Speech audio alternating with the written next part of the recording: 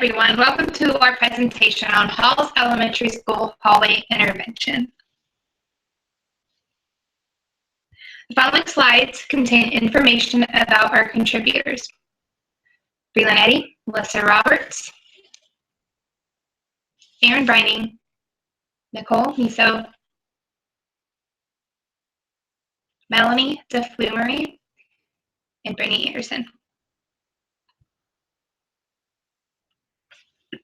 To give some background information on Halls Elementary School, there are 500 students, grades pre-K through 3rd grade who attend. The reason that intervention needed to take place is because Halls Elementary School was having issues with frequent disciplinary referrals written for students in the hallway during transition times.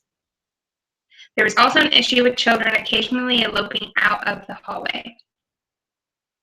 Due to the fact that safety is the top priority for our students and school, an intervention plan was created.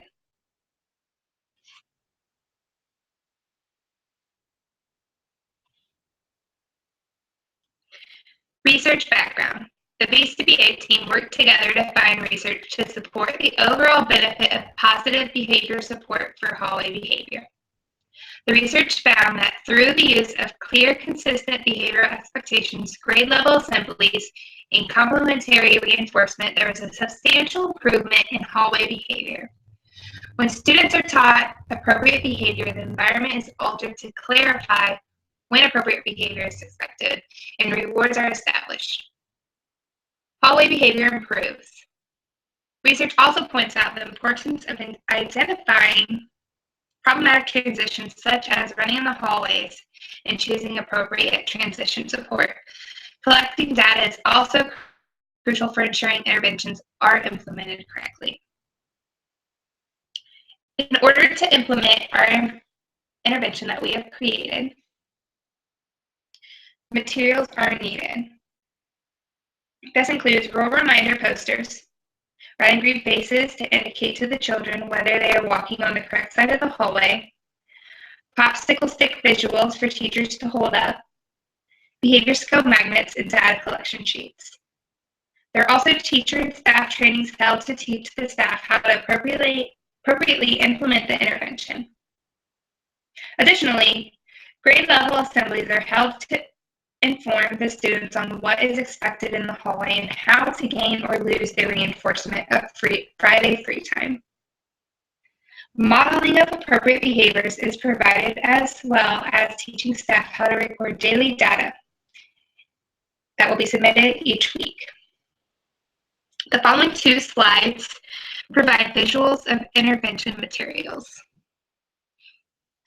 There's a teacher data collection sheet example, an example poster, and the behavior scale that will be in each classroom. Addressing the needs. With 500 children all under the age of 10 roaming the hallways, things can get out of hand quickly. The data provided to us shows 75% of the 500 students have been given office disciplinary referrals, or ODRs, and 50% are repeat offenders during these times, drop off, to and from lunch, and dismissal. These times are exciting for students and can bring out behaviors that can become a problem. For example, being too loud, getting out of line, and running up and down the halls. These problem behaviors can cause safety issues. Running up and down the hallways is not safe. Someone could get injured, the runner or someone else standing in the hallway. It's disruptive to the learning environment. Being loud in the hallway can disrupt other classrooms giving a lesson. And it can cost school money due to the office staff having to deal with a large number of ODRs instead of working on their own specific tasks. To address these behaviors, we have created a school-wide implementation plan.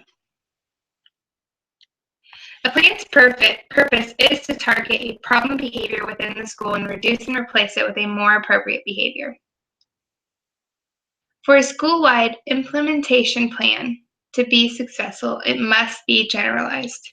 which means occurring in all settings of the school with every teacher, in every classroom, and in every grade, and in the hallways. It should be reinforced. All teachers must participate in reinforcement and use response cost with students. And it also, most importantly, needs to be used with treatment fidelity. All rewarding, response costs, and data collection should be applied consistently by teachers and in a uniform manner across all classes and grades. Teachers will need to use appropriate prompts for desired hallway behavior using modeling cues. Show students how they should be conducting themselves. Physical cues. Guide students back in line when they become too distracted. And guide students to have a calm body, if needed. Use visual cues to remind students to have a calm mouth, to have a calm body, and to keep hands to themselves. And also to remain in line and walk as directed. Modeling strategy. As mentioned previously, some students can learn a skill by watching you. Show students the right way to walk in the hallway. You want them to have their hands down, walking at a calm, consistent pace, not doing karate or somersaults down the hallway. Show students what it means to have a quiet mouth.